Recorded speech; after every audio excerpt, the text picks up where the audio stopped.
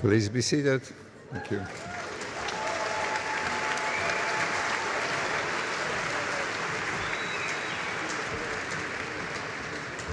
Thank Gwen Bryan for the wonderful organ introduction. And welcome to all, dear Penn Dental Class of 2025, faculty, staff, families, and friends.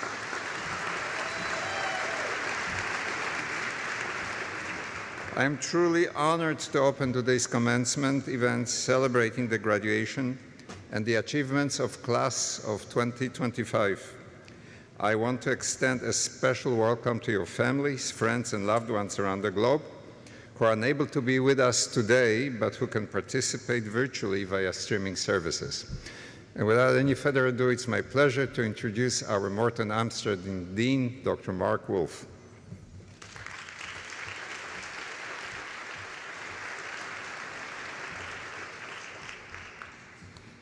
So it's really wonderful. This is a great time of year and a great event, and there's nothing better and worse at the same moment than sending away all of our students as doctors to go out and do good things.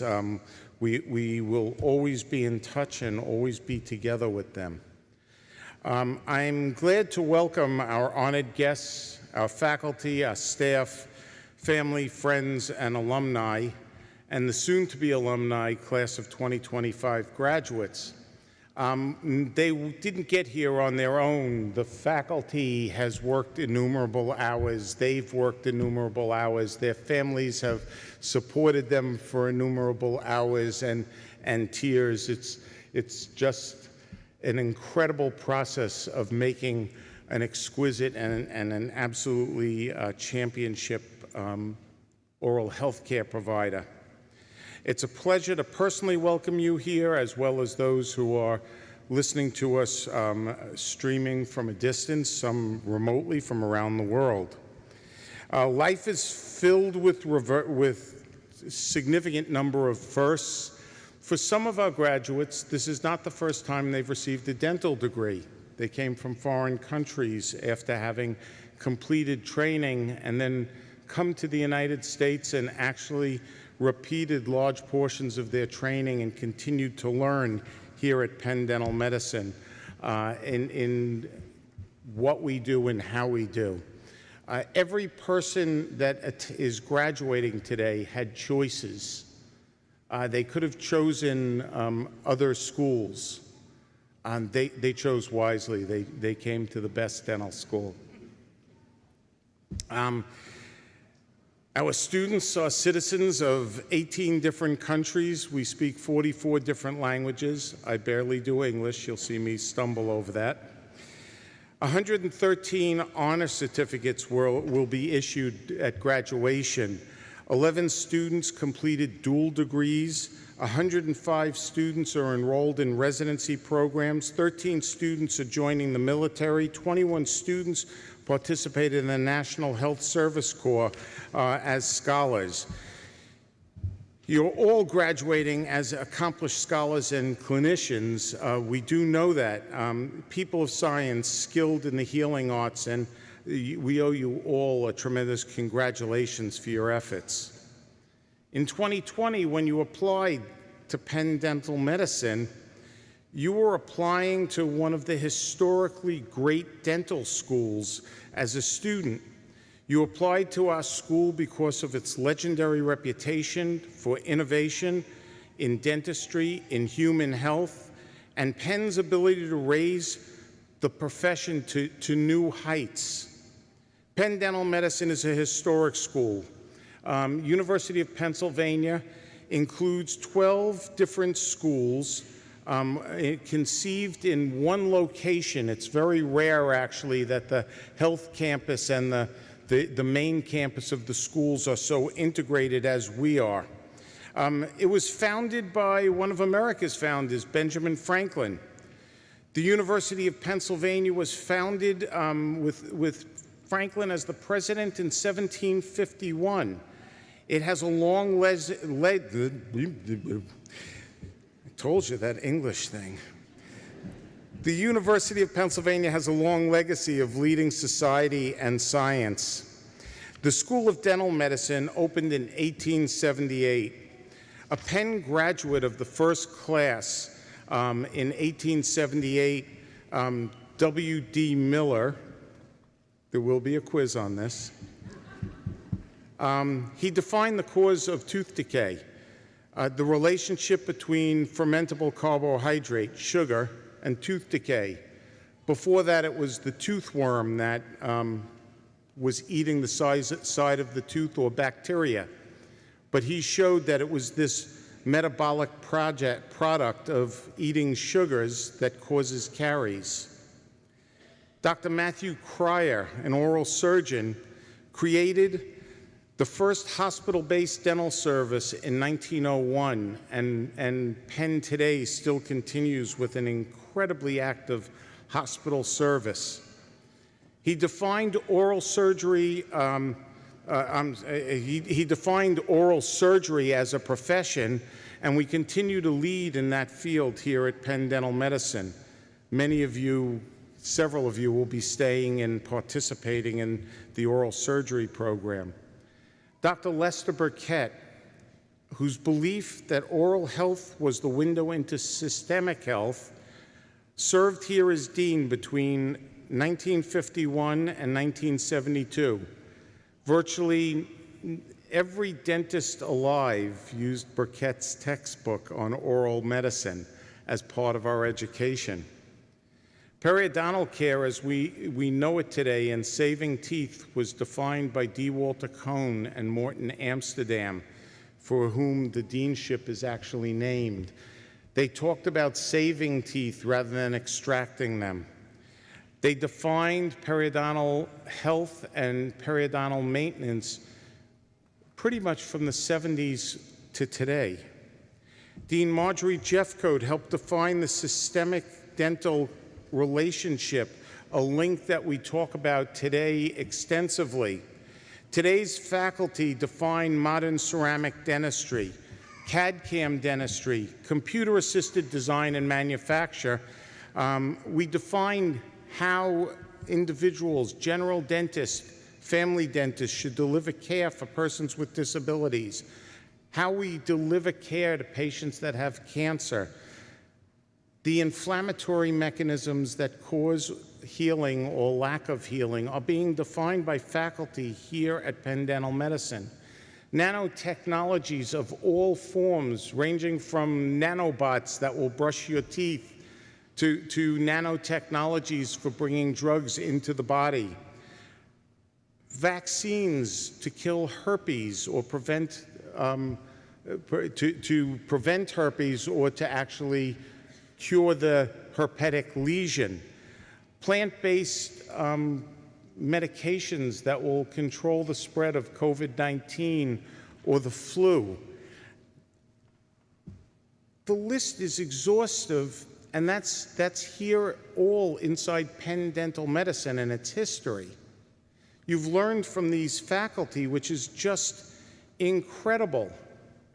Last year, we celebrated the 70th anniversary of public fluoridation in Philadelphia, which University of Pennsylvania Dental School helped bring about. The next quiz question: which Penn faculty, which Penn graduate, and in what year did he discover the effect of fluoride on the tooth structure? None of them get their diploma today. Frederick McKay, a 1901 graduate, moved to Colorado, looked at patients' teeth, saw this brown mottled tooth, and looked further and thought more about what they were looking at. He recognized that these brown mottled teeth, they may have looked ugly, but not a single one of them had tooth decay. In the 20 years that followed, he and G.V. Black actually spent time looking at this and discovered that fluoride was one of the influences. And Dr. Dean, the first head of the National Institute of Dental Research, discovered that the fluoride at less than 1 part per million prevented decay, and at more than 4 parts per million caused that modeling of teeth. Penn was there right at the very beginning of this. Penn Dental Medicine doctors always have had this sense of inquiry. Our central building was made possible by the donation of Dr. Thomas Evans in 1897. For the parents and family, I invite you to please tour the building today. It's an incredible building. It's the most modern dental school in the country, but it's a building that still holds great history. Make sure you ask the graduate you're with why there's an 1870s, 1860s coach in the lobby. If they don't know the answer, that's another reason we shouldn't give them a...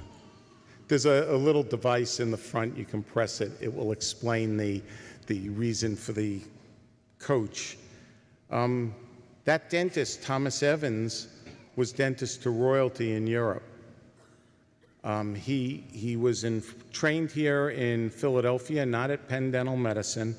He went off to Europe, had an exceptionally successful practice, and in 1897, when he passed away, donated the money that was used to create that building that opened in 1915. We have many of his remaining gifts in the school to go look at. It's pretty remarkable. He was actually an incredible dentist and scientist at the same time. The impact of Penn Dental Medicine extends well beyond academia. It profoundly influences the communities throughout Philadelphia. As students, you have witnessed the transformative power of the quality of oral health care, bringing joy to a child, making an aging person feel young, recognizing a veteran for their service to the country, and deliver care to somebody with a physical or intellectual disability. Better oral health for so many would not have been attainable without the care and service that you help provide. Our school delivers tens of thousands of visits in the community every year. So many of you have gone above and beyond even that to meet the community's needs. You've been the safety net healthcare provider for persons with disabilities who could not find dental care anywhere else.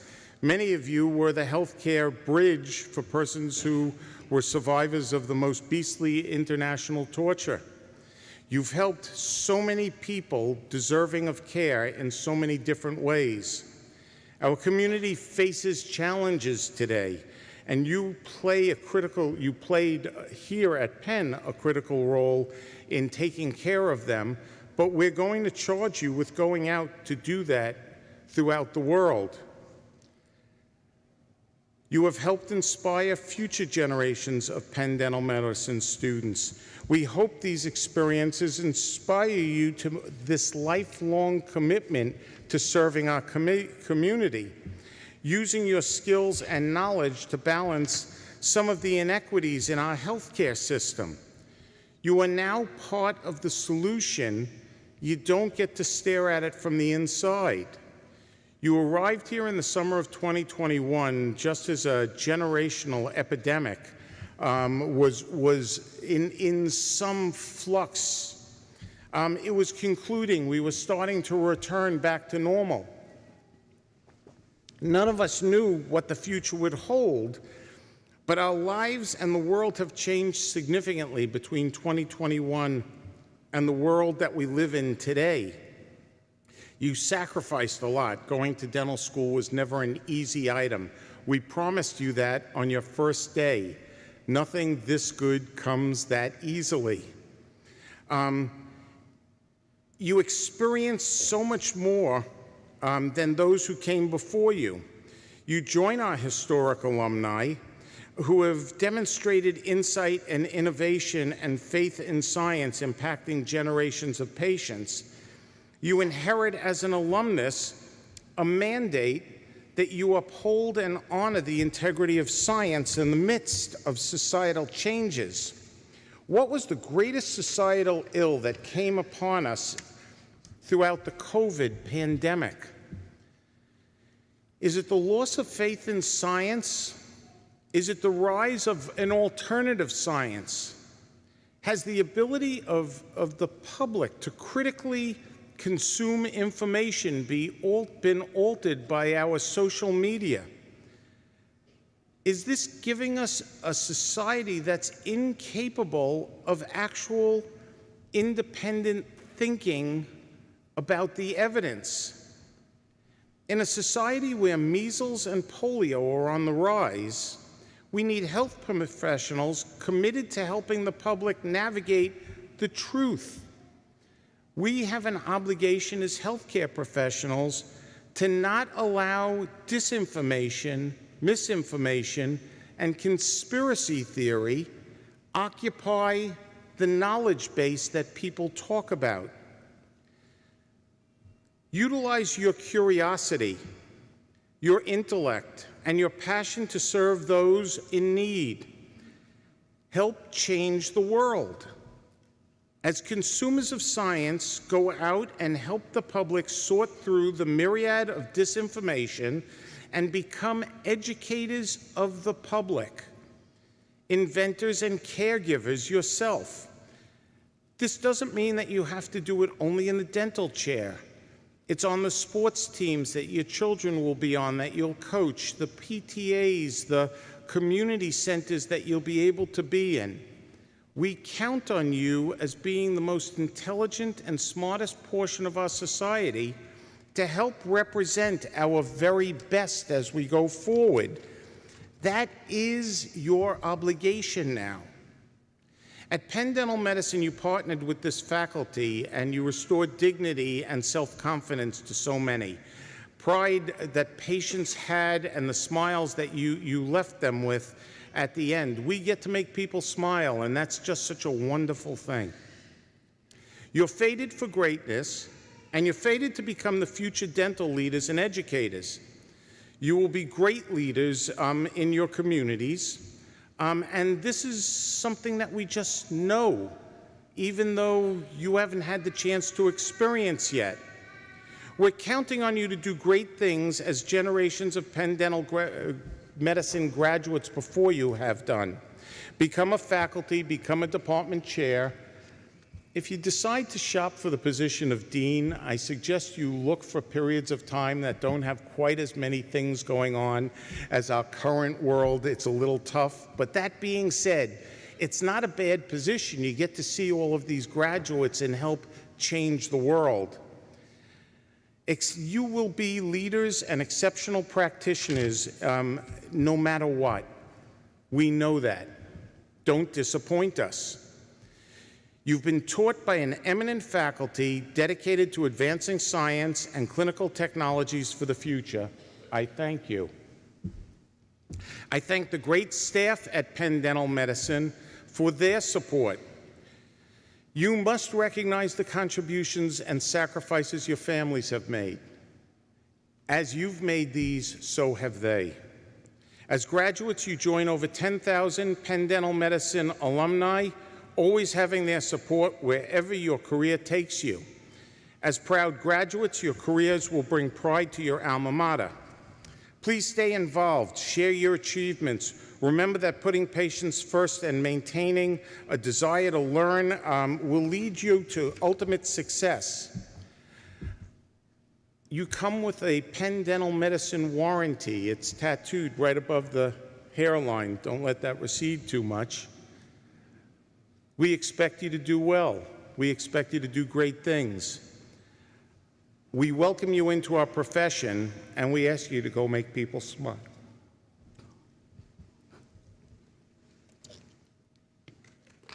Thank you.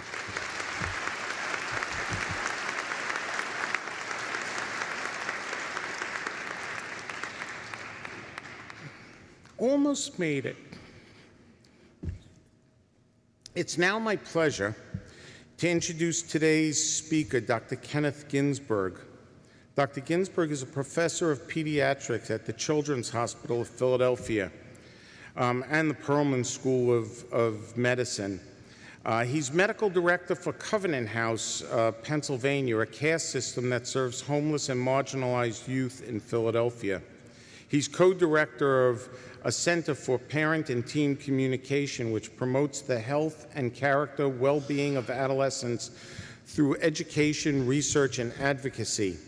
He practices social adolescent medicine with special attention to prevention and recognition that social context and stresses impact upon physical and emotional health.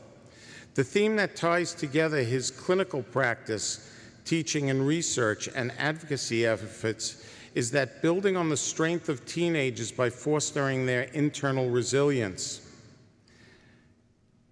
Dr. Ginsburg, it was that subject of resilience that actually brought me to work with Ken. It's now 6 years ago, as we looked at different items here at Penn Dental Medicine. He's been an incredible friend and person that we've been able to communicate with and get help from for that entire time. Dr. Ginsburg lectures widely to national and international parent and professional audiences. He's worked closely with the U.S. military, the Boys and Girls Clubs of America, the National Congress of American Indians to deepen the role of resilience building and strategies in their programming. I would just love to welcome Kenneth to the stage. Thank you.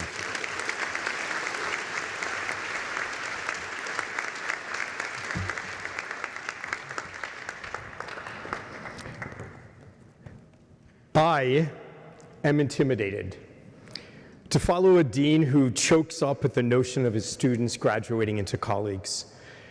Knowing that I have the privilege of knowing that before me sits hundreds of people who've committed themselves to a field that beautifully integrates scientific knowledge, artistry, and commitment to service. Knowing you came to Penn because of the intersection of rigorous training, state-of-the-art scientific innovation, and its deep commitment to community outreach and service. Imagine coming to a school that has a clinic to support victims of human torture. Knowing that counted among you are, I believe, close to 50 students who have obtained dental degrees in other nations, but who possess the indefatigable spirit to come to Penn to receive a DMD degree here. It makes me proud that the immigrant contribution to our national fabric is recognized at Penn.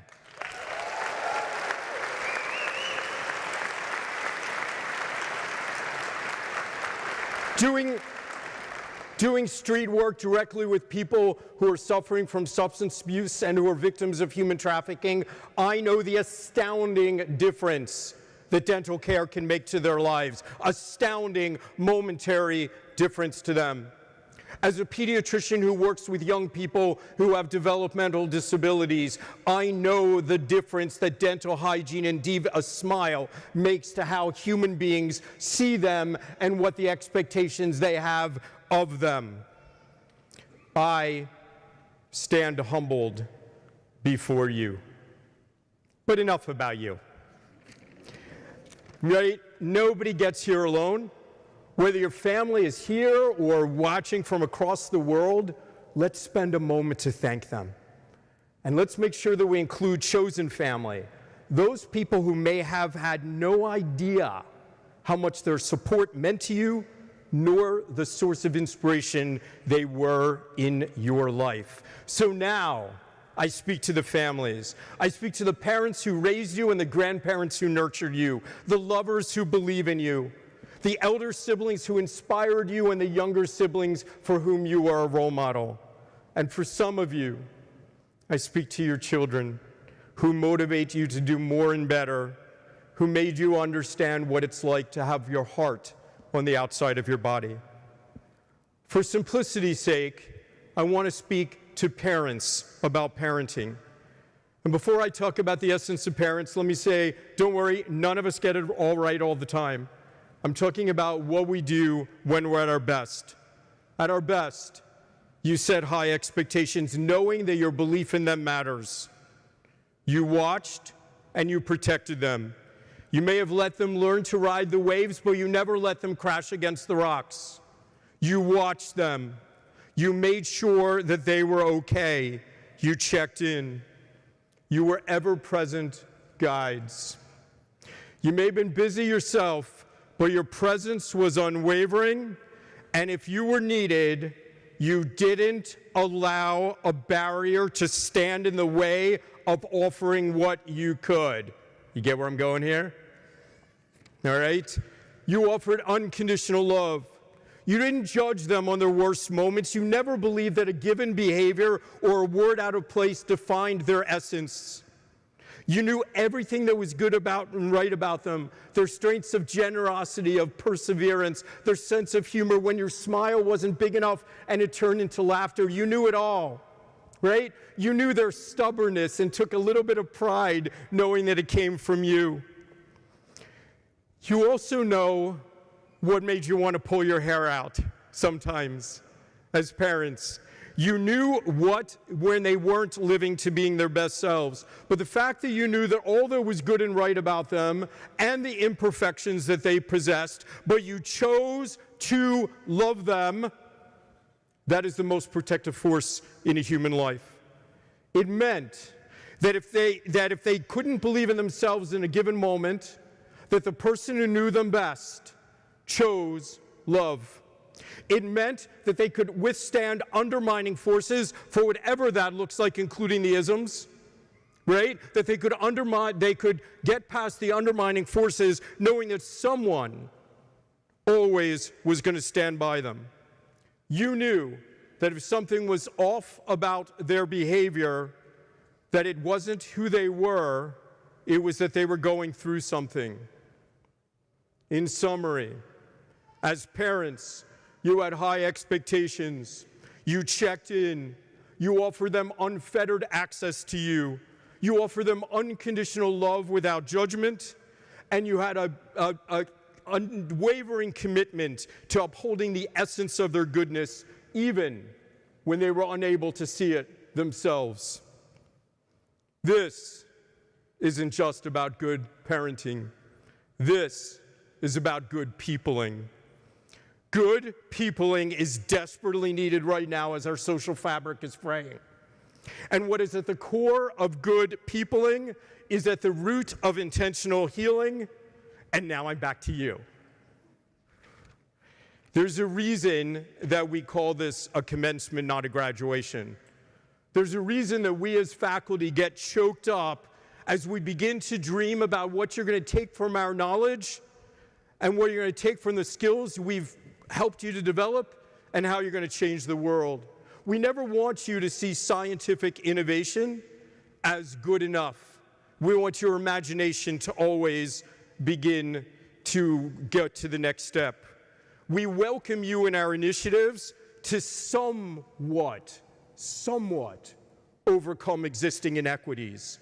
But we never want you to be satisfied with mitigating injustices and inequities. We want you to build a world in which they cease to exist. So commence to be the change we know you can be. And it starts by being intentional about being a healer. Let's get back to those core elements of good peopling, high expectations. So I've been a dental patient lots recently. Thank you, Lori. That's about half an hour of being cared for and about, and a lot of potential listening, right? You got to do small talk. Make it meaningfully large. You can offer life-affirming messages that underscore the roots of wellness. Check in. People come to us with a presenting complaint. Learn what underlines that complaint. You understand better than I ever could how the mouth can signal so much that is going on with the rest of the body. Every year, 10% of people come to dentists only are seeing the dentist in the information highway that is healthcare. They're not seeing physicians. That means that you are absolutely vital to reinforce preventive messages, but do more. Every touch point is an opportunity to save a life. Someone who's suffering from depression or is being victimized by domestic violence. You are the generation that has seen this become standard screening, right? Have you seen it? But it's highly performative and deeply ineffective. When you are sitting there getting vital signs and someone says, "So are you sad? Do you feel safe at home?" That doesn't mean anything. I don't feel safe. In those moments where I'm laying like this, tell me how much you care about me. Tell me how much you think about me other than a mouth. Tell me that you will do what it takes to get me the support if I need it. And rather than just living in this reality, create the systems and services so that you will not be afraid when a kid tells you that they actually are suicidal because you know what to do. You're not going to shut them down with your eyes that are averted for fear of hearing the truth, right? Offer them unfettered access to you. Today's model of equity looks like this right now. This is what we're living through. If we don't see it, and we don't hear it, and we're not allowed to speak about it, then it must not exist. You know it exists. It's in front of you every single day, right? And let me ask you, on what planet was it determined that healthcare was not a human right? Who made up the rules that when you could get medical care, you don't automatically have dental care? Who thought of these rules? Commence to change them, right? I'm not here to talk about systems. I'm here to underscore human barriers, shame, stigma, and fear. Let's talk about being sensitive to people's trauma. You literally have people in a controlled and powerless position, literally, right? That you have no idea what they've been through. I would argue that there may be no other profession that's healing, a healing profession that has the same importance of being trauma sensitive. So let's start by understanding how to view human beings and see them differently. Let's understand what human development looks like. You have a brain. You get born with a brain. That brain has to learn efficiency. All of these nerves are connected together in babyhood, right? But like gravelly roads, they're barely talking. Human development is when you have an experience over and over again, then you create a neural superhighway. So you don't have to think. I've been here before. I've been here before. For better or worse, I know what this experience is. I don't need to think about it. I need to just do. Does that make sense? So you get born and you're a baby and you go, no! You gurgle, and your mother recognizes that as a need for nurturance or nourishment, and she feeds you. And that happens over and over again. Your neural pathways say, I trust. I am valued. But suppose your mother's not able to give you what you need at the moment. Then what happens? What do you do next? You cry. And if that happens over and over again, and the only way you get attention is to be able to cry, guess what? You're going to lead with emotion. But suppose your mother still doesn't. You've gurgled, you've cried. What do you do next? You scream. And if the only way you get it, and then if that happens over and over again, your neural pathways say that in order to get what I need to scream. I need to be highly reactive, sometimes push someone away, sometimes to bring someone in. Sometimes I know that if I haven't been listened to, the only thing I can do is raise my voice loudly enough so they can't but hear me. Right? And then what if you have gurgled, you have cried, you have screamed, and no one's come? What do you do next? You self-stim. You give up. And your neural pathways say, it doesn't matter what I do, no one's coming. And this is how human beings present to us. And what do we do as intentional healers? We give them the opposite of what they have learned to get. If someone has pain every Thursday, see them every Wednesday. If someone doesn't feel safe, double down on safety. And then these people who have reactive, protective brains, who are literally wired to become protective, but you have made them feel safe, then they have protection to spare. Give me another word for protection to spare. I can give it away. I can protect someone else. Give me a word. Yes, you. Any of you. Healer. You can be a healer. You can be compassionate. You can be empathetic. Do not judge someone on their worst day or the behavior that they are displaying in front of you. Understand that they have earned it, and that when you make them feel safe, you will meet the best humans on earth. See, there are 4 key principles of trauma-sensitive practices. The first is to know what's about you and what's not about you. It's not about a barrier, it's the opposite. It says you can come at me with bad behavior, and rather than me judging your behavior and thinking it's about me, I will know that I'm going to draw from the second principle that something happened to you. I'm going to change my lens from what's wrong with you to what happened to you. Which means that as you're throwing daggers at me, I don't need to become defensive. I can feel privileged to hold your pain. Third, seeing people as they deserve to be seen. And fourth, giving control back to people from whom control has been taken away. Let's talk about seeing people as they deserve to be seen. I have the audacity to have defined love. Love is seeing someone as they deserve to be seen, as they really are, not based on a behavior they might be displaying, not based on a label they might have received. And if my goal is to affect your behavior, then I have to listen for your behaviorally operational strengths. What has never worked is you shouldn't, you oughta, you don't.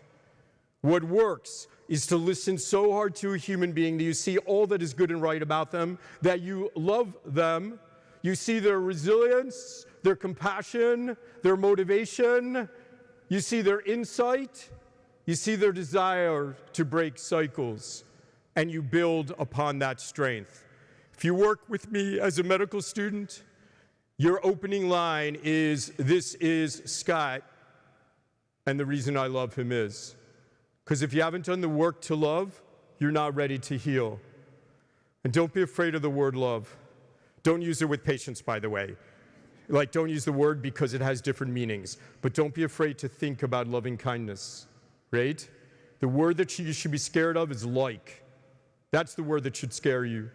Because when I determine whether or not I like you, I'm bringing all of my biases to the table, right? Whether you would have sat with me in the lunchroom in high school, whether you would have been attracted to me, whether I like your hair, none of that belongs in the healing arts.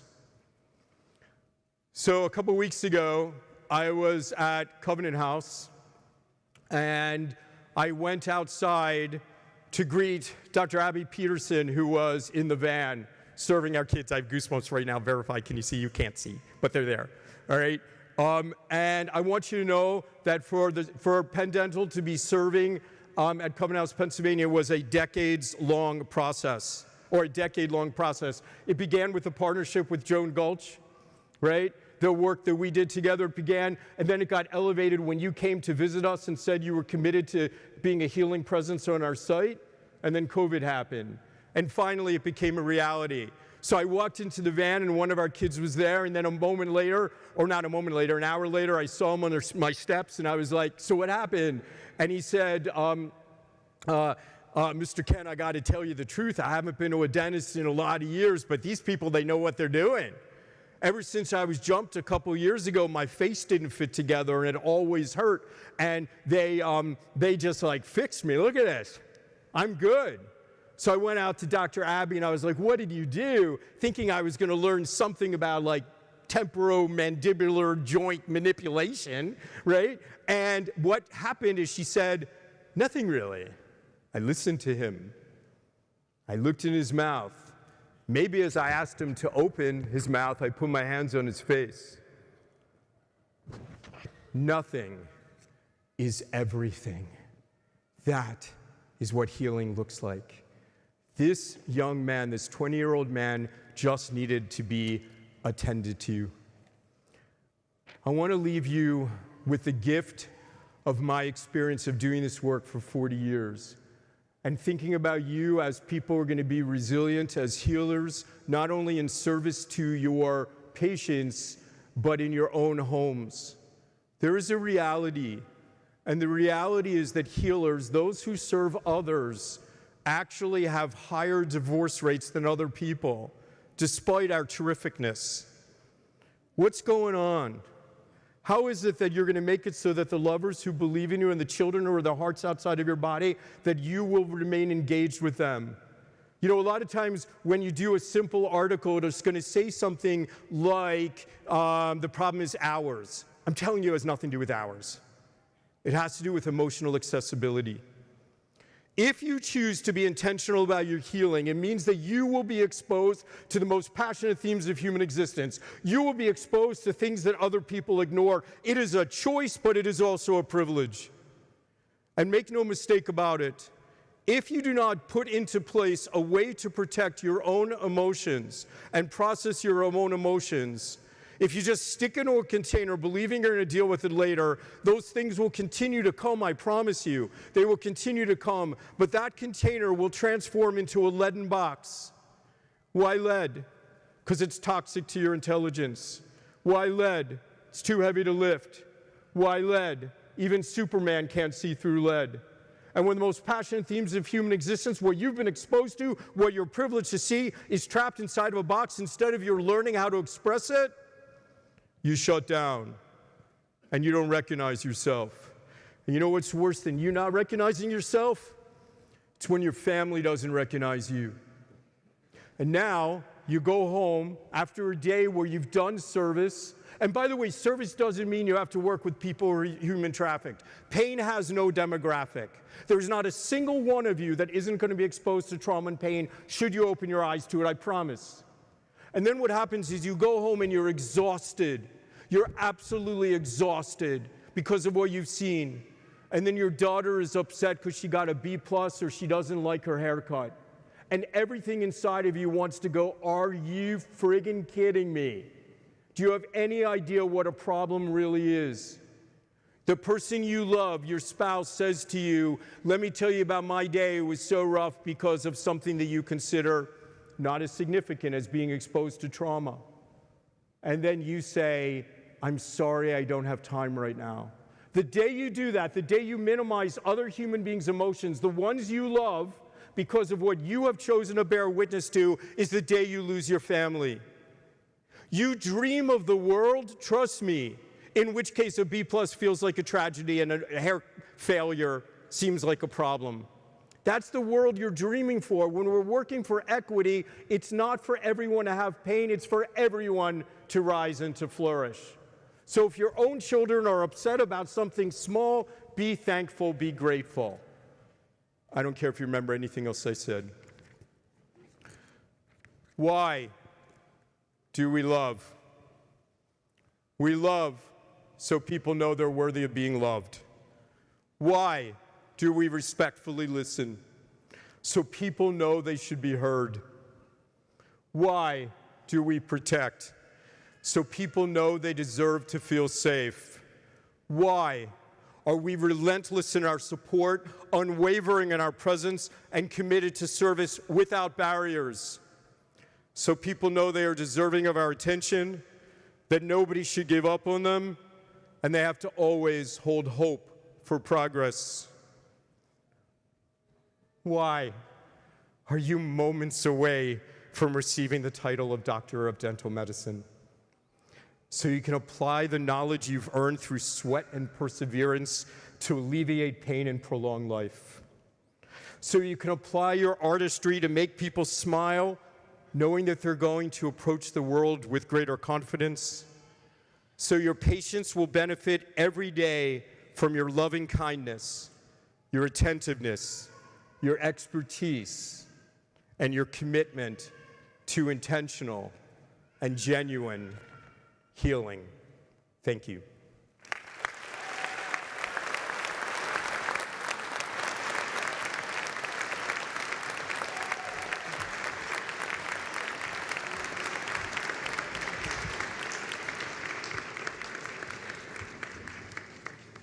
Thank you, Ken. I hope we can all live up to that that needs for everyone, ourselves, our family, and each other.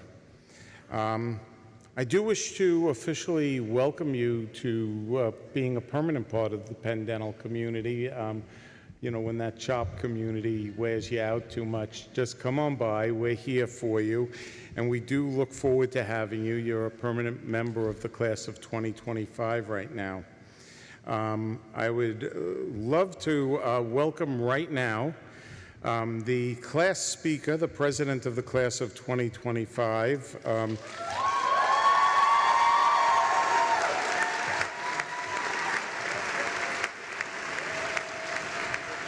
They didn't applaud for me that way. Karam, please.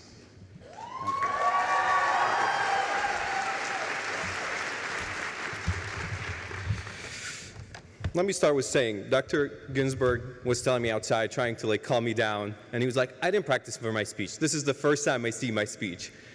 And now I'm following up that speech. Please lower your expectations. All right. Good afternoon, Dean Wolf, faculty, staff, our incredible families, and most importantly, the Penn Dental Medicine Class of 2025.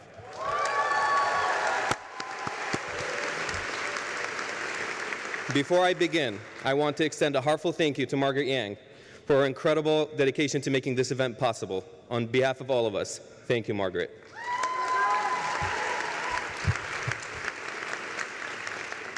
The poet Rumi once said, "You're not a drop in the ocean. You are an entire ocean in one drop." Today, as I look upon you, the Penn Dental Medicine Class of 2025, I see that truth reflected in each of you, in your compassion, your resilience, and the countless lives you've already transferred through your care.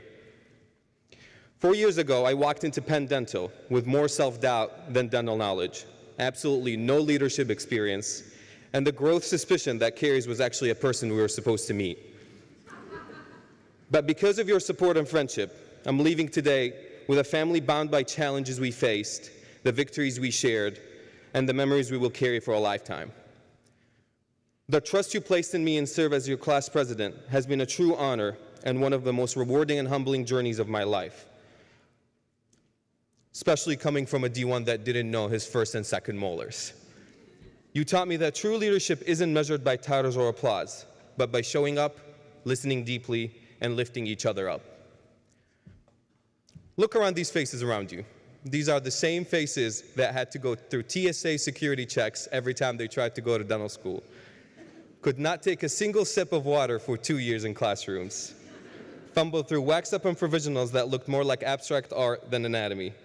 And spent countless hours in fixed pros lab just to be told to redo it. And somehow, against all odds, we learned to distinguish every cusp, every groove, and a root canal system. We started off thinking occlusion was something that only happens to arteries. Now, we're leaving as clinicians who can debate margin designs and materials like our lives depends on it.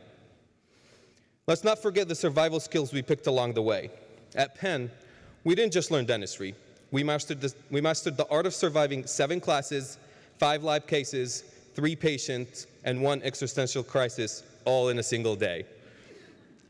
And thanks to Penn's premier education, we're leaving not only with surgical precision and clinical expertise, but with battle scars some dentists take a lifetime to earn, like crippling back pain, carpal tunnel, and a debt large enough to finance a small country. What a bargain. But our time here wasn't just about teeth. It was about living through Philly's quirks as well. Let's remember the chaos of COVID and the tents that we had to visit every week to get tested. The Eagles Super Bowl runs and the exam that crushed our souls the very next morning. Because nothing says fly Eagles flies like a pathology exam. Thanks, Dr. Alawi.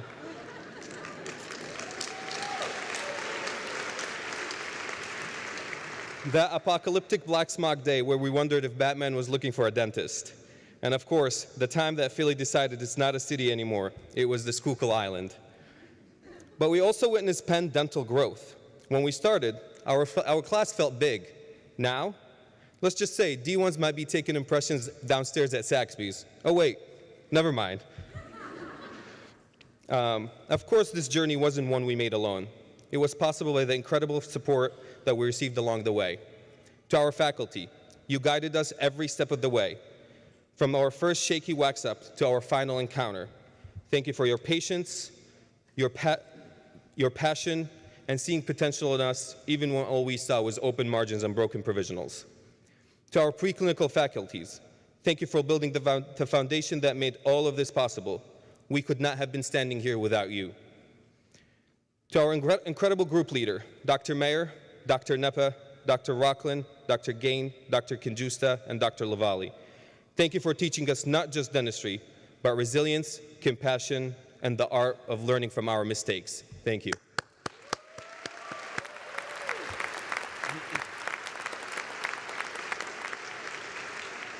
To Dean Wolf, thank you for your leadership, support, and mentorship throughout our journey. From big decisions to the hallway checkings, you reminded us that leadership isn't just about big things, it's about showing up. Thank you.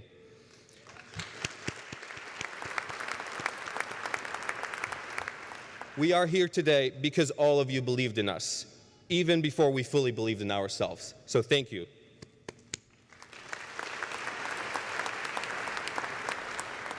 To our incredible families, thank you for being the constant support through every night, every panicked phone call, every small victory. You listened patiently as we ranted about school, celebrated wins like that they were your own, and believed in us even when sometimes we struggled to believe in ourselves. You pretended to understand the difference between Class 1 and a Class 3, and you kept showing up, whether we needed encouragement, tough love, or just a reminder that there is life beyond classes and clinics. We could not have done this without you, and this moment belongs to you just as much as belonged to us.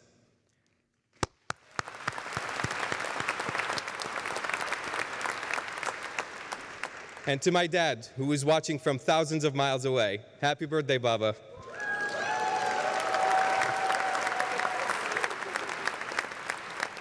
To our staff, to the clinic coordinators who worked miracle, IT and IMS teams who saved us more times than we can count. You are the true heroes behind the scene. Thank you for keeping the wheels turning when everything else felt like it was falling apart. And to my classmate, you are the reason for making this journey not only possible, but meaningful.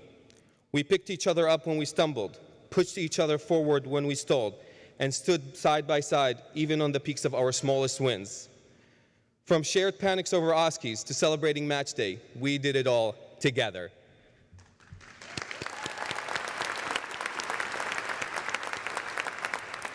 We didn't just become dentists, we became a family, and for that, I'm forever grateful. Today is not just an ending, but a beginning. Some of us will specialize, some will serve in public health, some will serve in the military, and others will build lifelong relationship in private practice. But no matter where we go, we share a common purpose: to heal, to comfort, and to transform lives one smile at a time. As we step forward, let's not just be great dentists. Let's be the clinicians who sees the person behind the chart, the colleagues who lift each other up, and the Penn Dental graduates who will make this institution proud.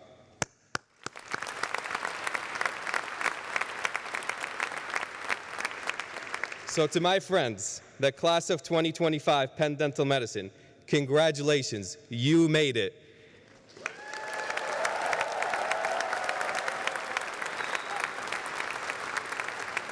May we always remember the friendship we build, the lessons we learned, and the legacy we leave behind.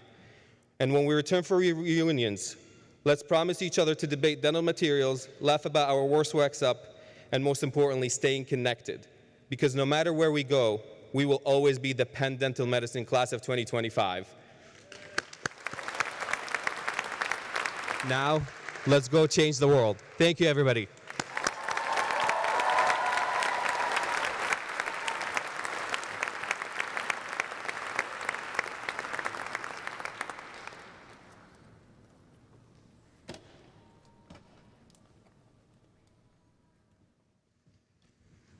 Thank you, Karam. You've been an exemplary president who will be missed. We will now begin the hooding ceremony and the distribution of diploma.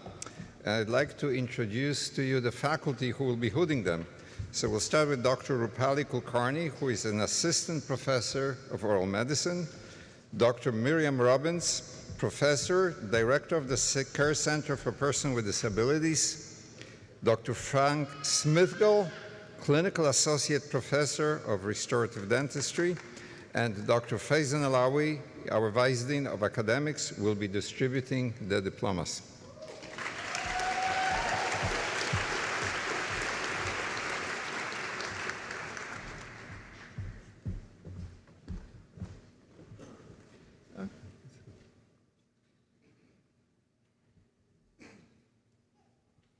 Dr. Hassan Akhtar.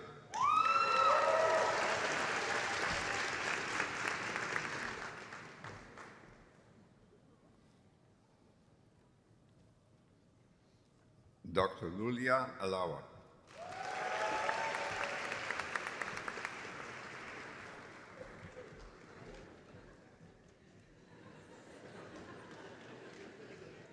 Dr. Francis Alip.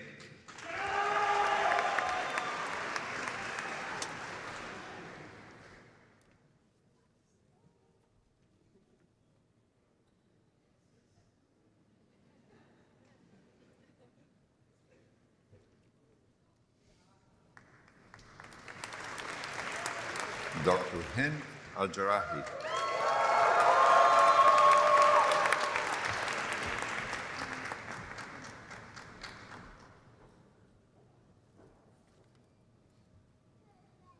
Dr. Karam Al-Yeshua.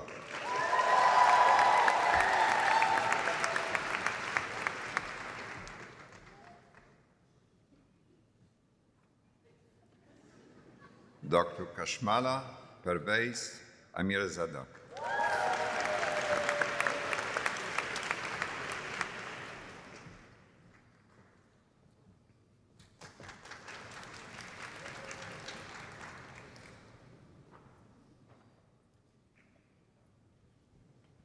Dr. Brittany Diane Antwi.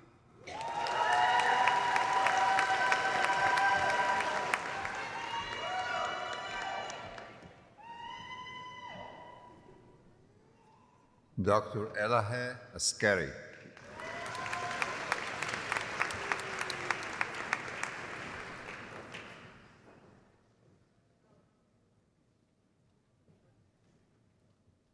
Dr. Sandra Milena Avila.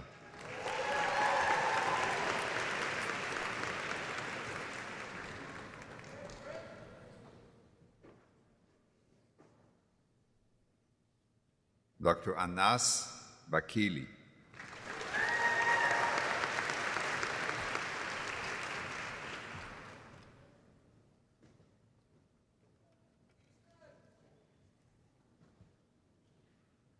Dr. Fadia Abdul Samad Baksh.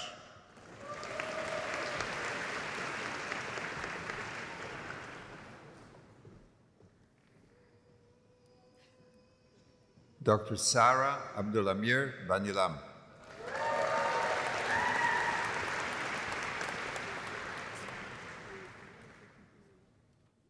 Dr. Catherine V. Ben-Cosme.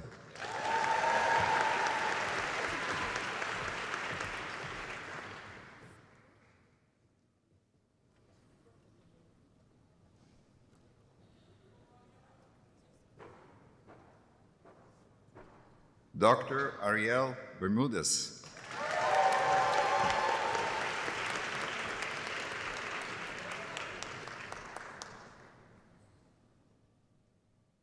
Dr. Sheba Bernard.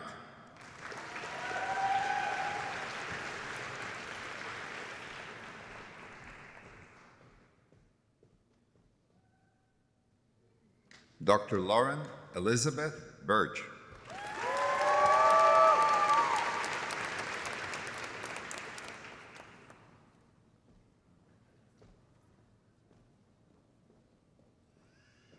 Dr. Meghana Ba.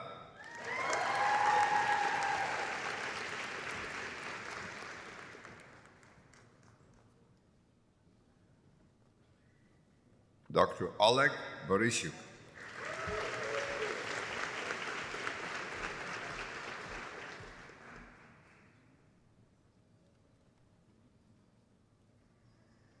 Dr. Madeleine Bourgogne Bradley.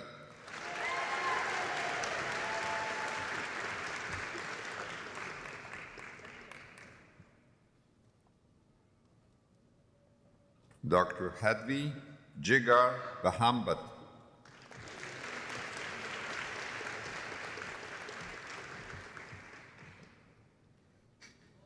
Dr. Amarjot Brar.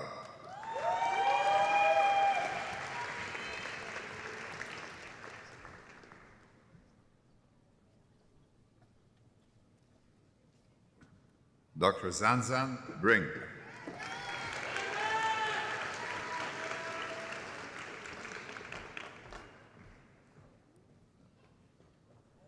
Dr. Sangeeta Buddha.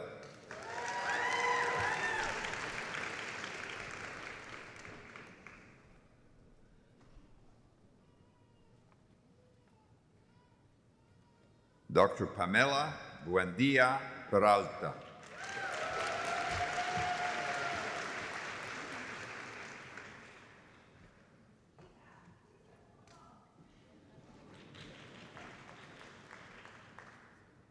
Dr. Kelsey Bush.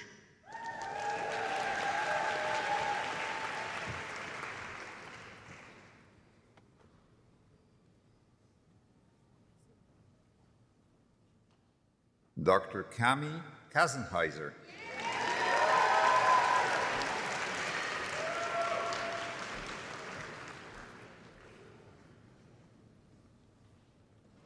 Dr. Sana Elizabeth Chaco.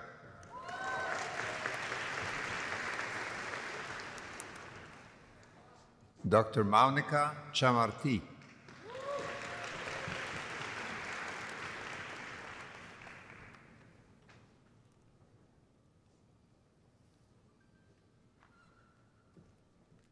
Dr. Fiona Chen.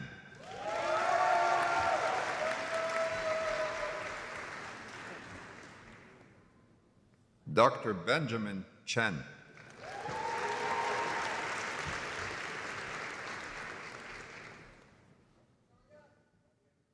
Dr. Michelle Minchuan Chen.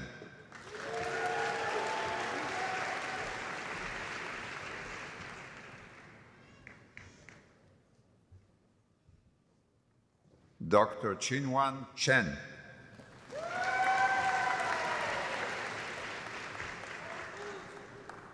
Dr. Rebecca Chen.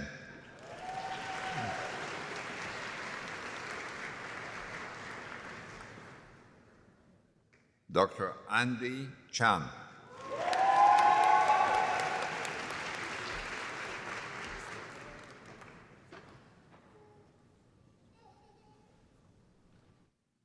Dr. Kadim Colburn.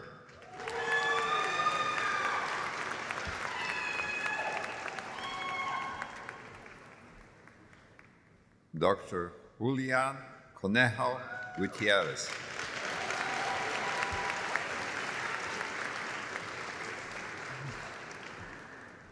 Dr. Rafaela Cristina Costa Carlos.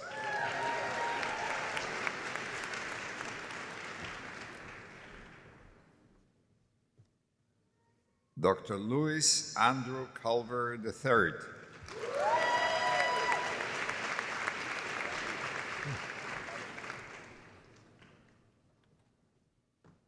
Dr. Shivani G. Daftari.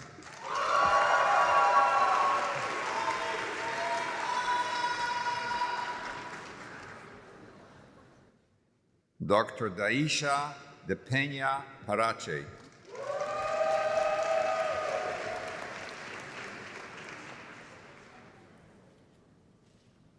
Dr. Phil Jehan Delisi.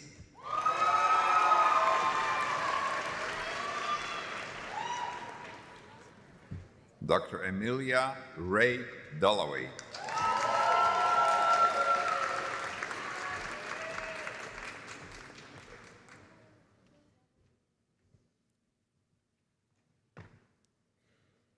Dr. Stephanie Gabriela Dominguez de Freitas.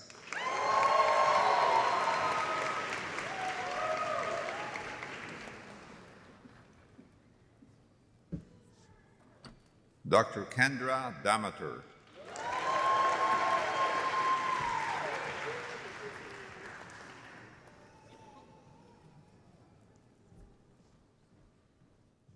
Dr. Joshua Adam Dvorak.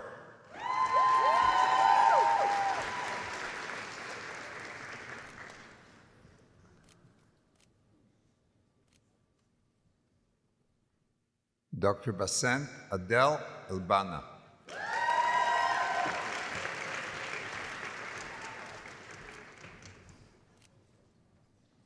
Dr. Angel Mary Elias.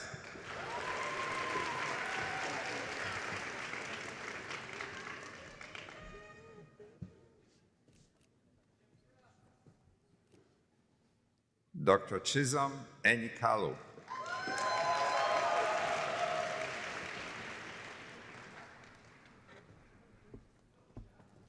Dr. Emily Rianne Everlith.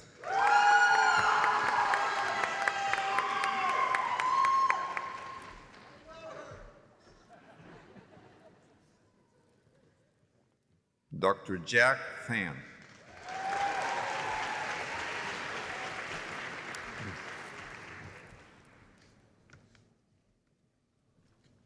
Dr. Stephanie Sofia Ferrer.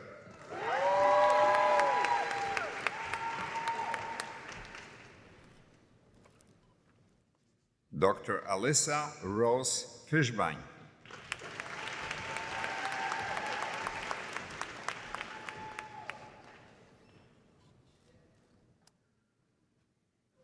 Dr. Lindsay Helen Fisher.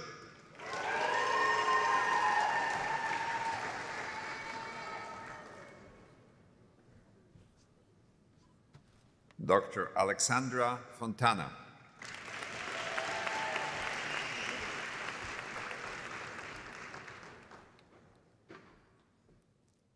Dr. Stephen T. Fredin.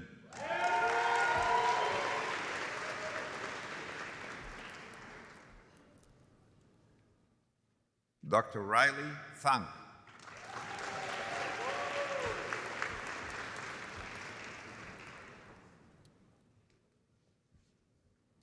Dr. Christy Gerd.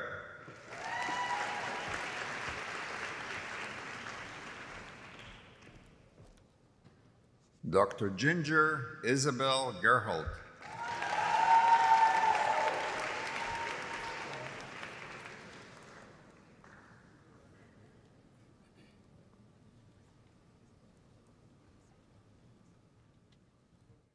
Dr. Nirel Gaidanian.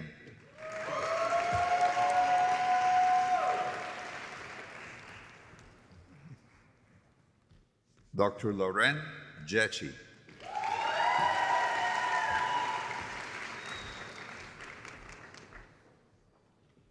Dr. Paula Beatriz Gonzalez.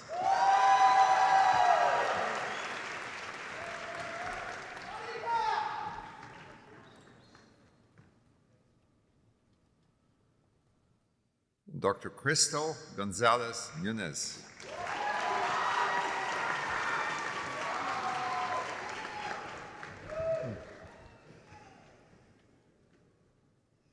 Dr. Simran Kaur Graywall.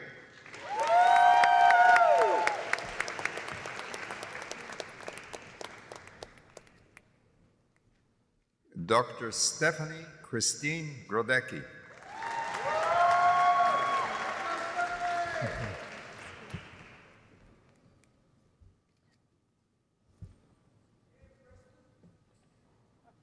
Dr. Dominique Gross.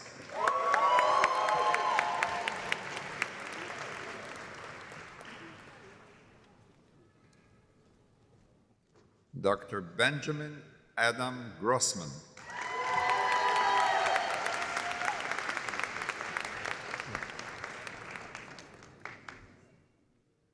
Dr. Shana Geisling.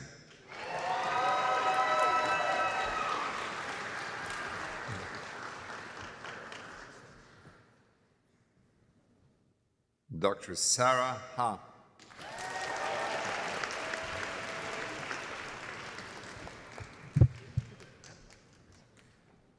Dr. Mirabel Haddad.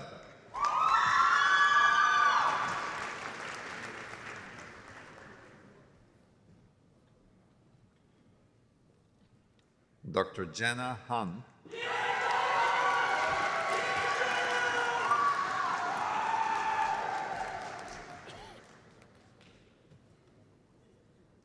Dr. Nia Hakim.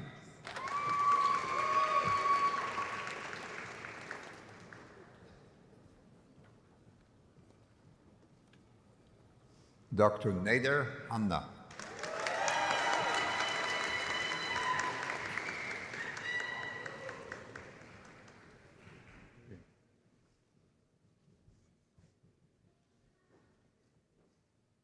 Dr. Ebru Emily Anderson Hazar.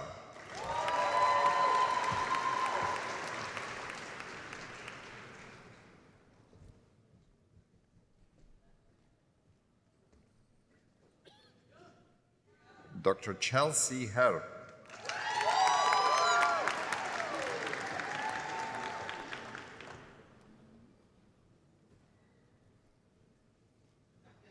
Dr. Armahan Hojati Sabet.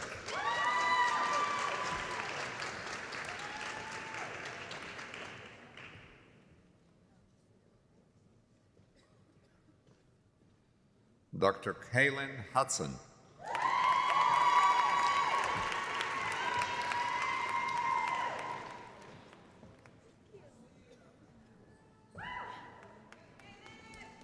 Dr. Christopher Hudson Boyd.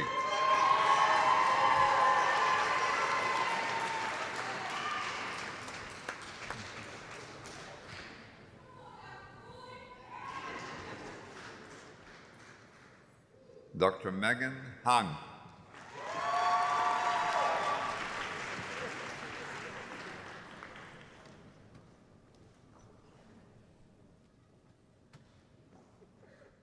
Dr. Nina Monaco Airadi.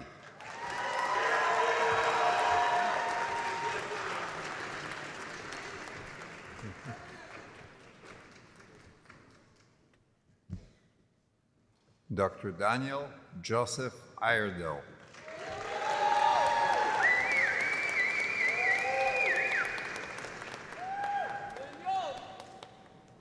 Dr. Shivani Iyer.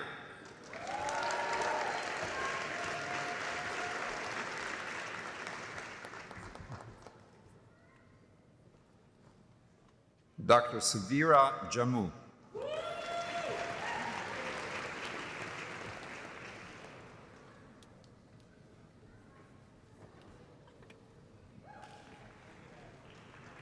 Dr. Estella Jensen Roberts.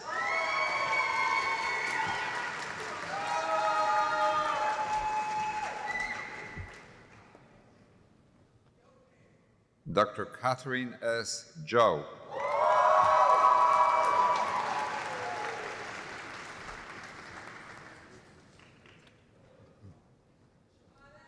Dr. Shapsangit Kaur Johal.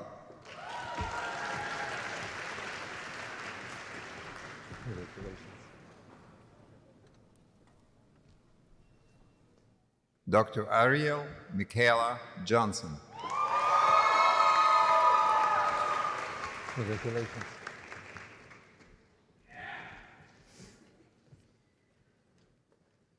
Dr. Neil Joshi.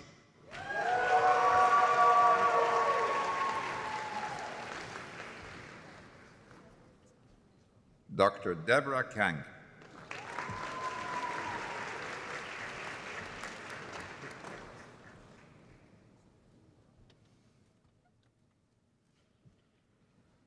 Dr. Sravanthi Kanta.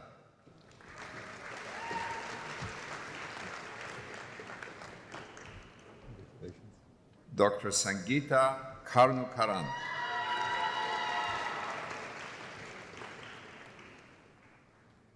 Congratulations.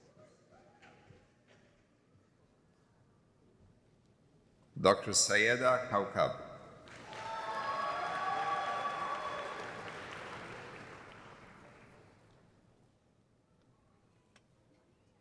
Dr. Chandeep Kaur.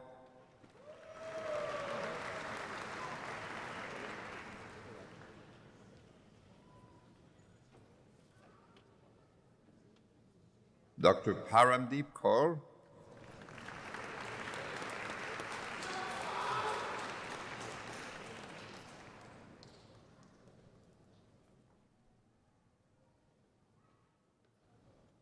Dr. Adrian Kim.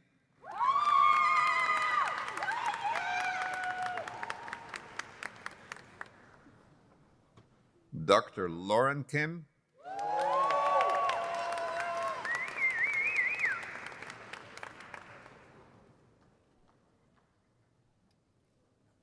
Dr. Catherine King.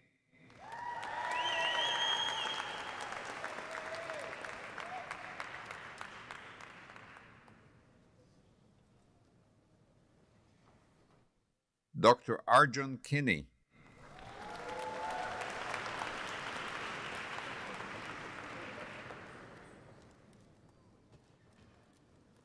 Dr. Dana Kost.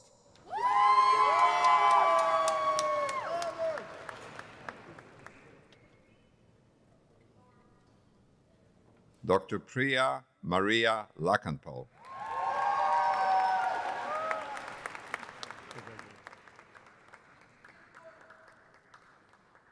Dr. Angela Menji Lee.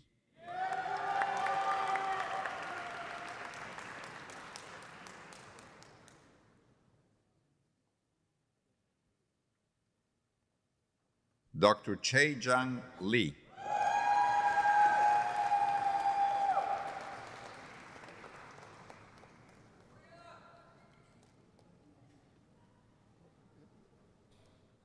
Dr. Hannah Lee.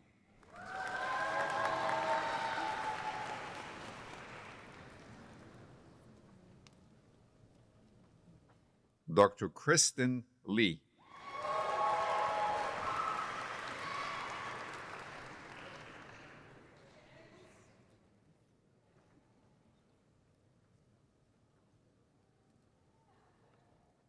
Dr. Matthew Albert Lee.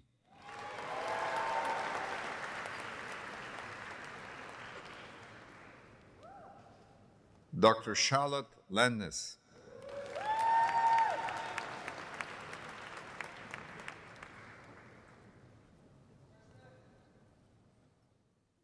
Dr. Brianna R. Lewis.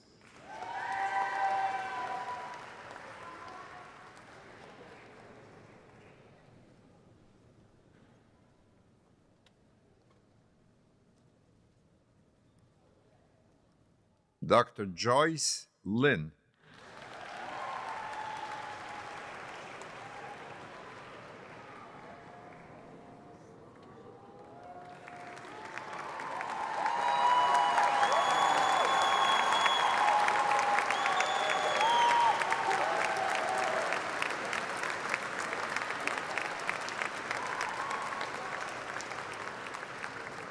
Dr. Javali Reddy Loka.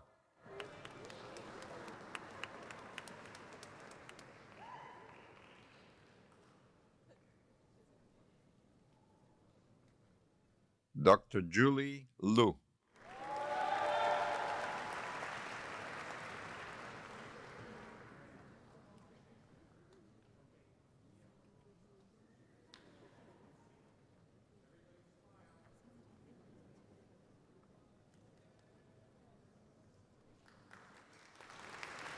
Dr. Diwana Lucero.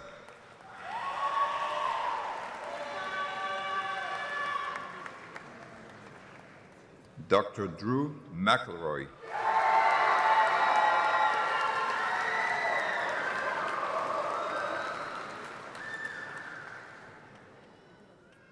Dr. Neda Mahjour.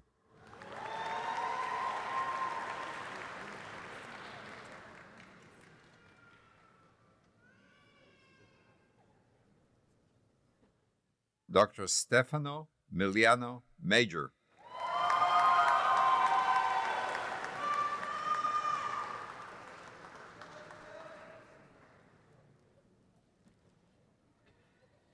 Dr. Trenton Marshall.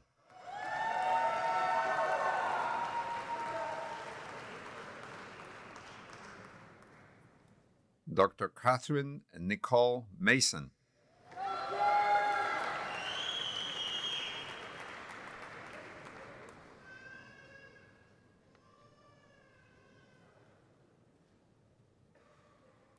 Dr. Matthew McDaniels.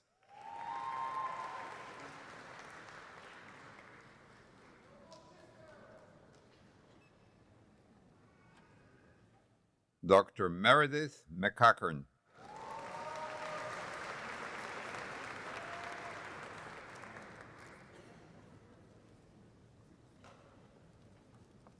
Dr. Braden McGarry.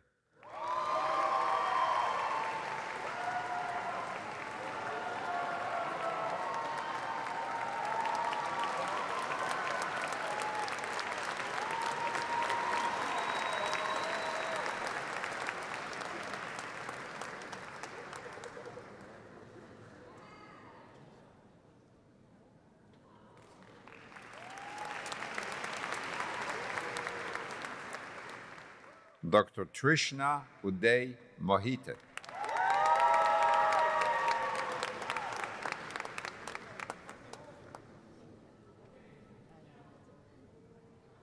Dr. Niyusha Modri.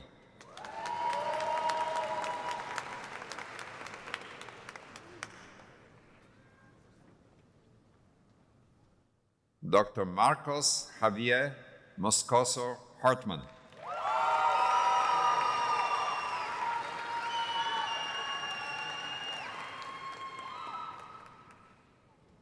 Dr. Sarah Khaled Mustafa.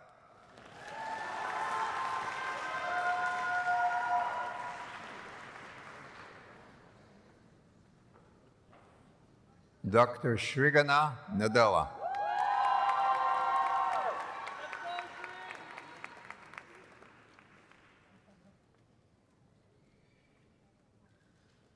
Dr. Mariah Newton.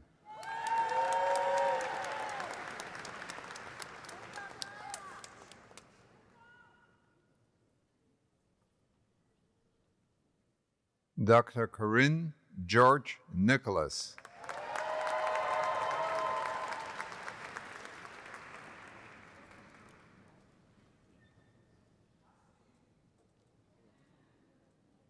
Dr. Parker Norman.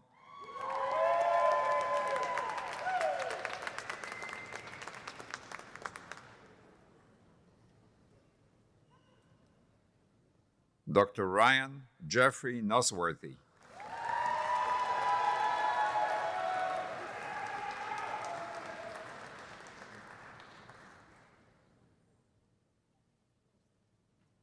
Dr. Sofia Alessandra Natoli.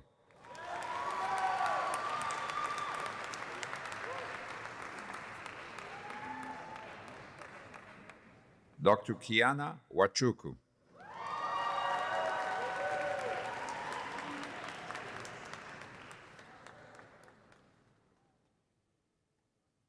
Dr. Tenny Odaimi.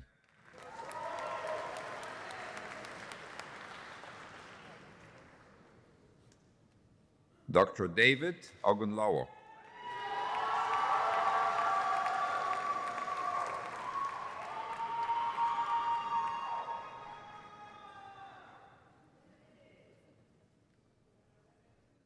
Dr. Brenda Eneka Okonkwo.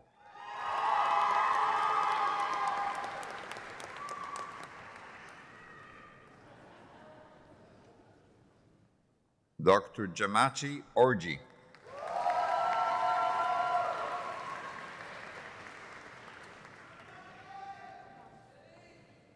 Dr. Caitlin Owens.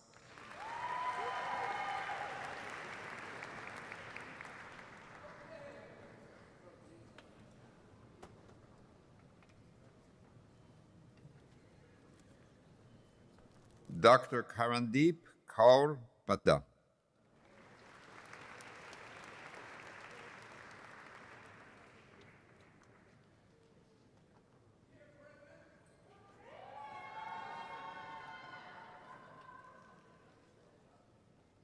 Dr. Morvi Pandya.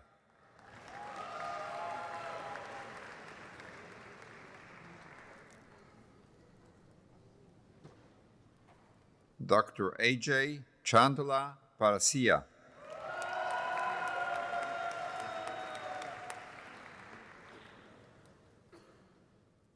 Dr. Kyun Jun Jim Park.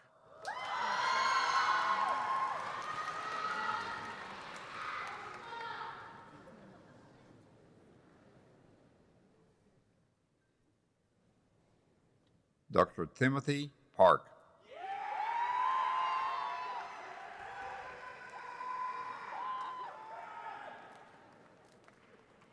Dr. Anisha Sunil Patel.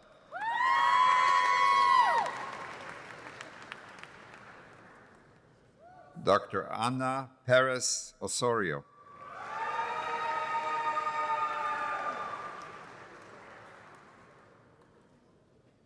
Dr. Alexis Marie Petisani.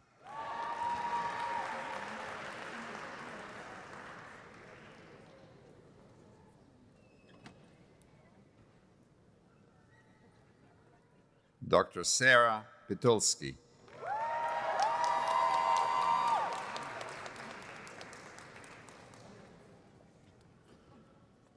Dr. Panti Rana.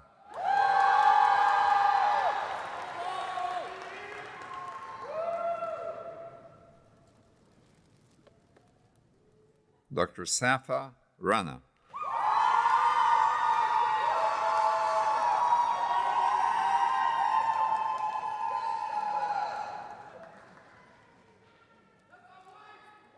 Dr. Vijay Rao.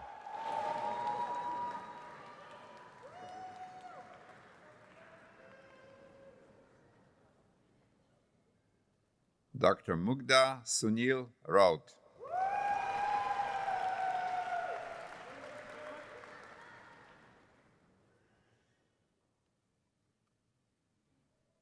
Dr. Yasmin Rafai.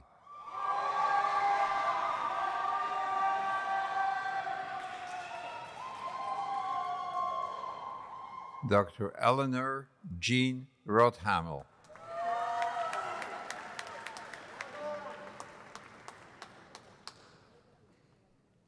Dr. Andrea Michelle Ricobono.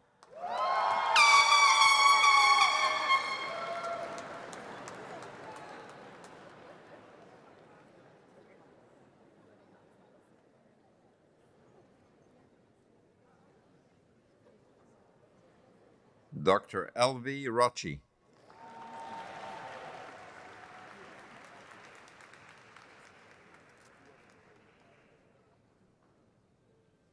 Dr. Patrick Rogers.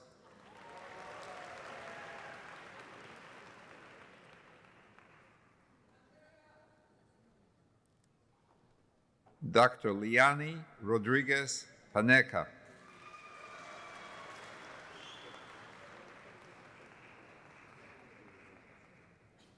Dr. Riley Christian Russell.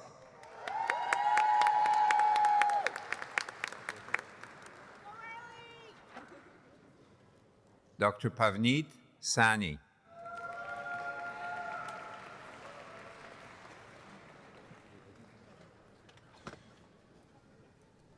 Dr. Hadil Salah.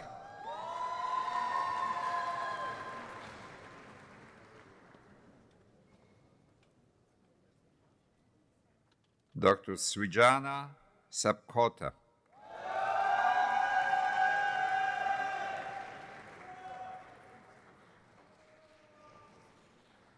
Dr. Chiara Sardella.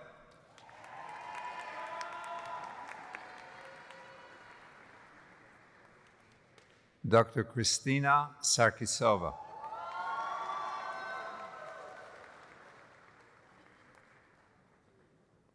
Dr. Colby Chandler Schmidt.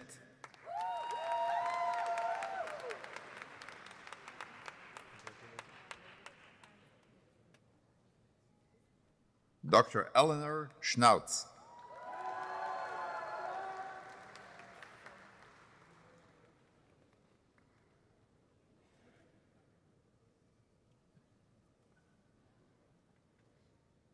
Dr. Alexandra Schroeder Sain.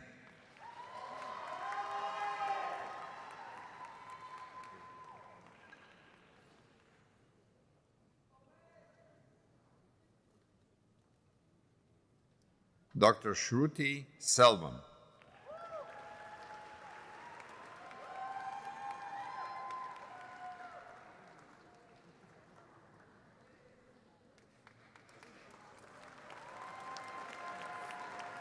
Dr. Sam Setru.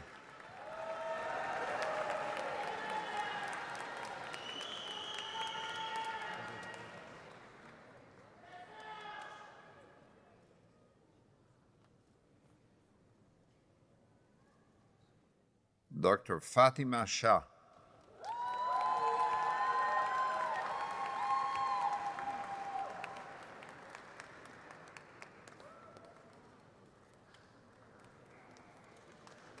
Dr. Krisha Samir Shah.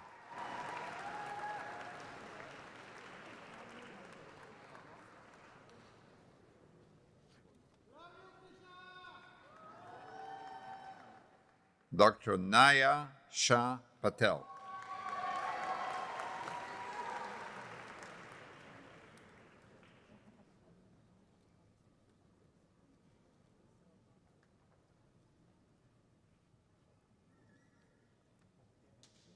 Dr. Saloni Shah.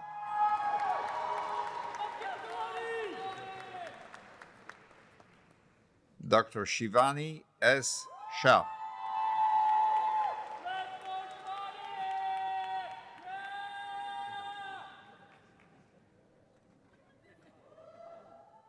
Dr. Shreya Anand Shah.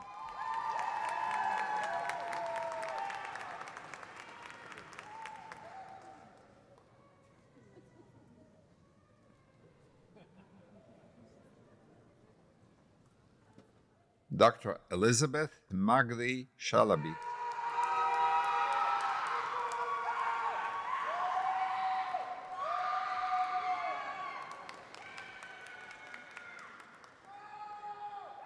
Dr. Sanita Jayati Sharma.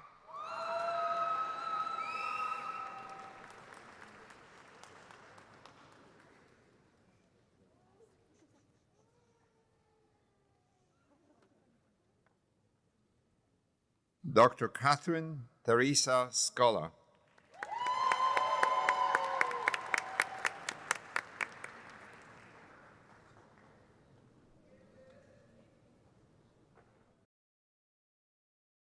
Dr. Julio Cesar Solis.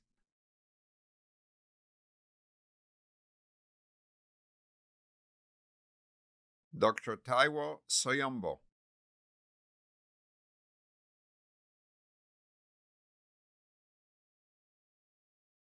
Dr. Bianca Stein.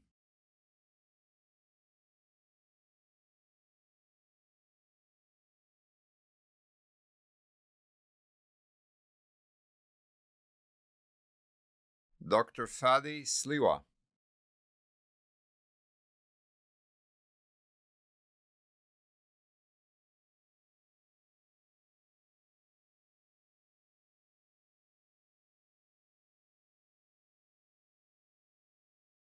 Dr. Matthew Daniel Sullivan.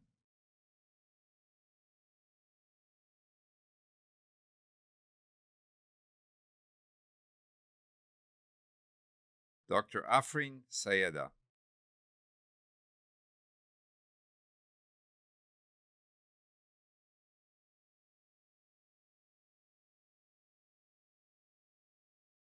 Dr. Ethan Ta.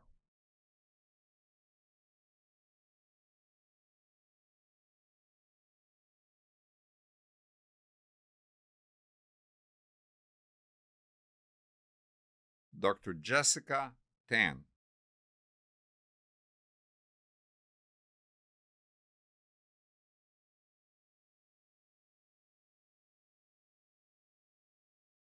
Dr. Claudia Tang.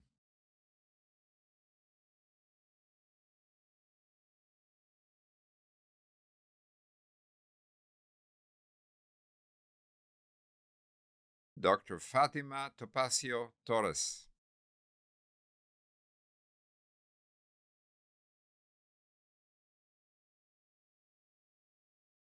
Dr. Shiu Sao.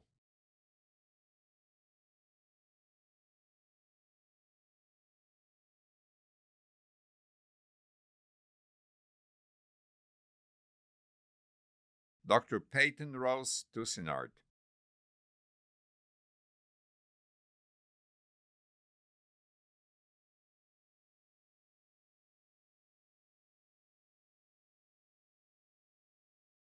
Dr. Nila Verabagu.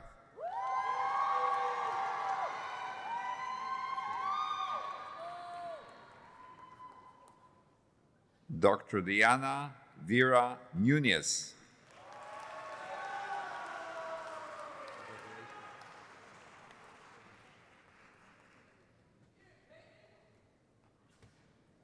Dr. Hilda Verdesia Garcia.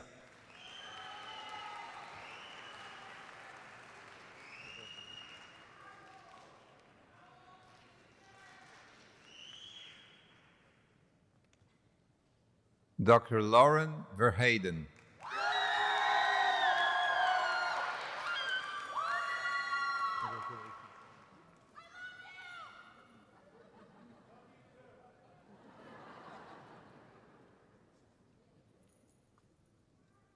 Dr. Lucas Wall.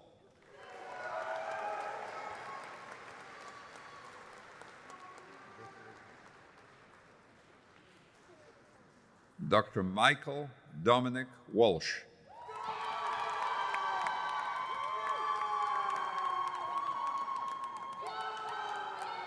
Dr. Grace Wang.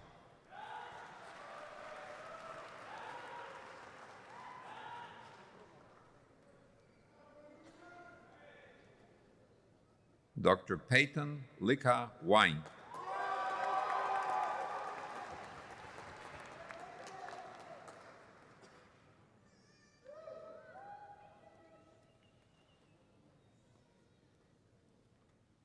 Dr. Niyasha Wijadasa.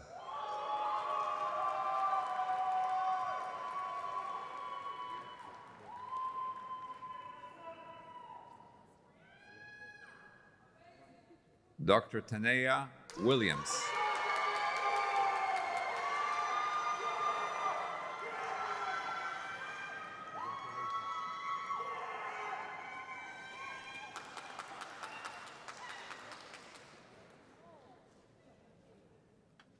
Dr. Molly May Wong.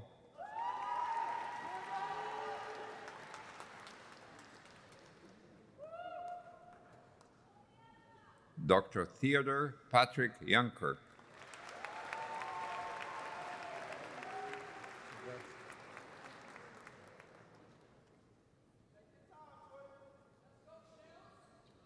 Dr. Yusuf Adel Yusuf.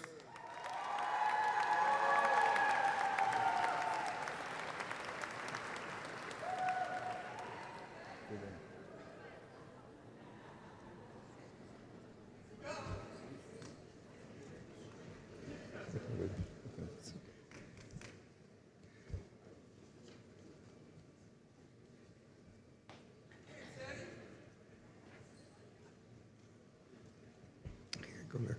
Yeah. Okay.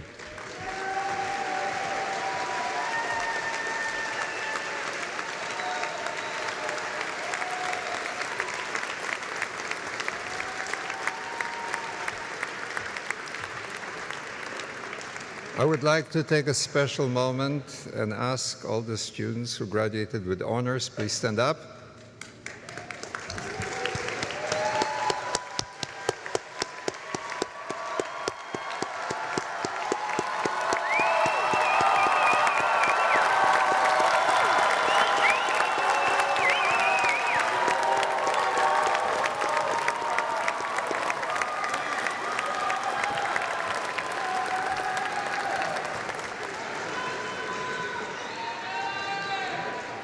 Thank you. It's my pleasure now to invite our faculty member and Captain Sean Meehan to the podium. He will swear the military graduates. Please.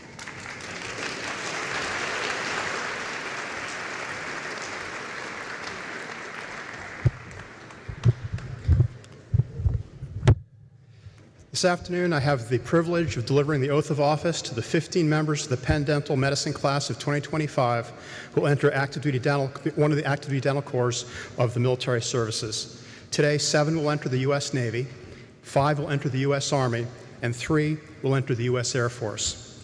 And for those transitioning to active duty in the Navy and Air Force, this oath will also represent their promotions from ensign to lieutenant and from second lieutenant to captain, respectively. Army graduates will receive their promotions upon arrival at their first assignment. To these 15 graduates, and also to highlight to your friends and family, your military affiliation is emblematic of the service orientation of the University of Pennsylvania School of Dental Medicine. In addition to the military graduates comprising just under 10% of your class, as you know, at Penn Dental, we place a strong emphasis on service to our West Philadelphia community, arguably more so than any other U.S. dental school service to their local community. Also, as Dean Wolf mentioned, numerous of our graduates have received National Health Service Corps scholarships with a follow-on commitment to practice in severely underserved areas of the nation, which have a dearth of access to health care. But as military graduates, let me tell you that you're special in taking on the yoke of service in support of the national security strategy and safeguarding the freedoms and liberties enjoyed by the population of the greatest nation in recorded history.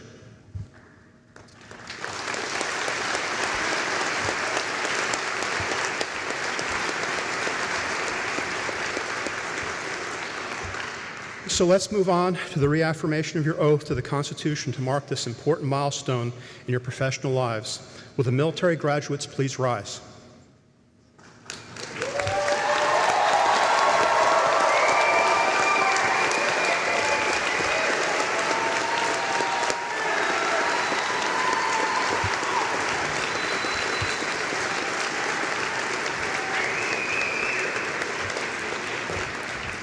Also, if there are any current or former military members in the audience or in the faculty, you're also welcome to join in the oath.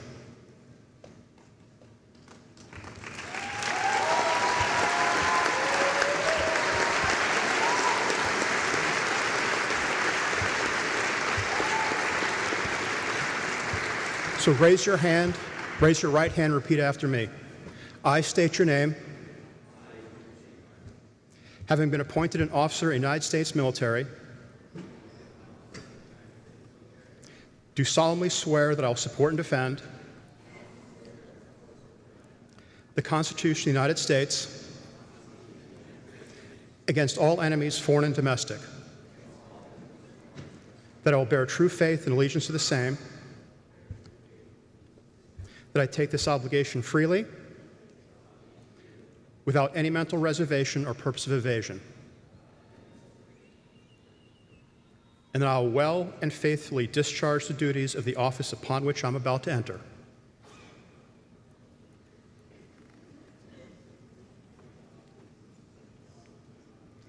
Okay. So help me God. All right.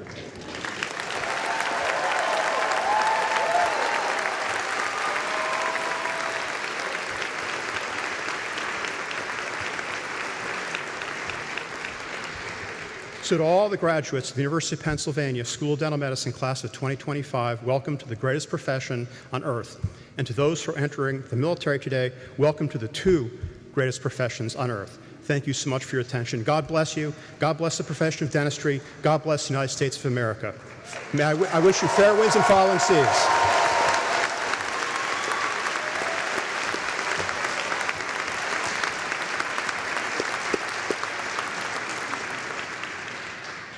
Thank you, Dr. Meehan. I'd like to invite now a friend and colleague, a group leader, Dr. Sean Laval, who will be leading the pledge.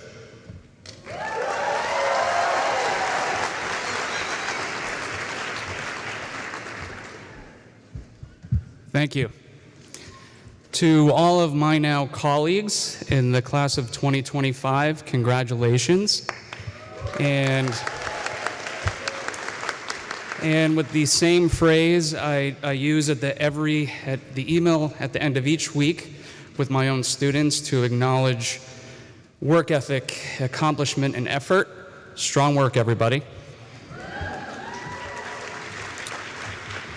All right, so if I could ask the class of 2025 to please rise for the pledge. In addition to our graduates, if anyone else in the audience that is in oral health care would like to retake and reaffirm the pledge with us, you are more than welcome to stand now.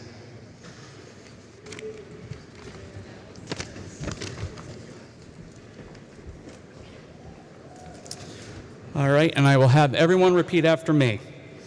As I enter the dental medicine profession, I vow to keep this pledge and these stipulations. I understand that my primary responsibility is to my patients. To the best of my ability, I will embrace the highest standards of oral health care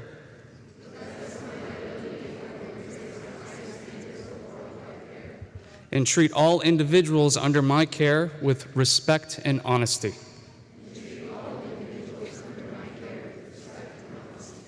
Their total health and well-being shall be my primary concern.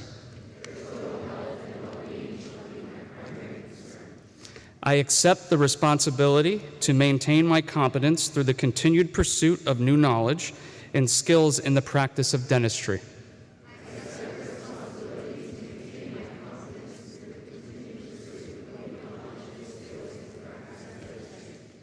I will conduct myself with integrity, treat my colleagues with respect, and wherever possible, work to advance the oral health of society.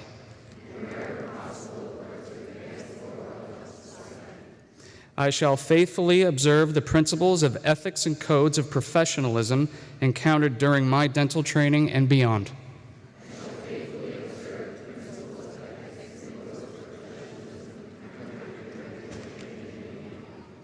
All this I pledge with pride in Penn Dental Medicine's heritage and my commitment to the profession and the public we serve.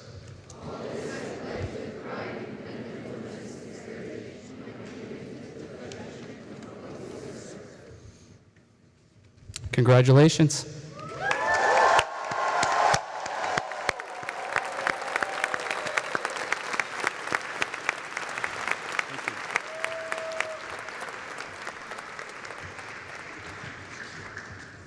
Well, round of applause to class of 2025.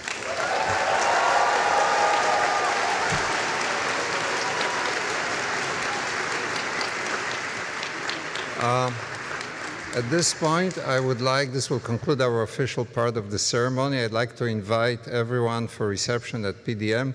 Please allow the faculty, followed by the students, to exit first. Thank you.